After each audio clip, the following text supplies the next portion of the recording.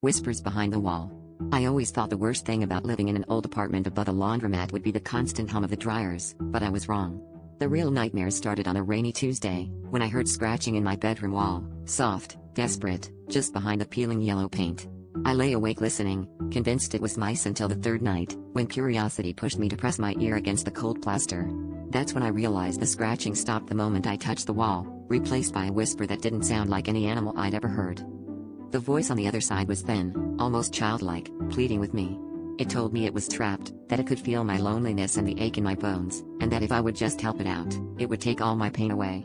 I pulled back, heart pounding, but the scratching started again, more frantic this time, like it knew I was listening, like it was hungry for attention. Every night after that, the voice grew louder, more insistent, promising sweet relief if I'd only break through the wall. Sleep became impossible. I started seeing things in the corner of my eye, shadows that moved against the grain of the fluorescent light, reflections in the window that weren't mine. The pain in my body, old injuries and bruises, seemed to throb in time with the scratching. I tried to ignore it, but the walls themselves began to pulse, softening under my touch as if something was pushing from the other side. The voice became my lullaby and my terror, whispering secrets about my own life I'd never told anyone. Last night, desperate for silence, I grabbed a hammer and started to chip away at the plaster. The wall bled, thick and dark, and the voice sobbed with joy. As the hole widened, a hand that wasn't human slipped out, long-fingered and slick with something cold.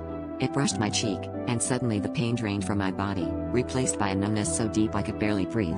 The last thing I remember before the darkness took me was the voice, now inside my own head, promising to be quiet, now that it had found a new place to live.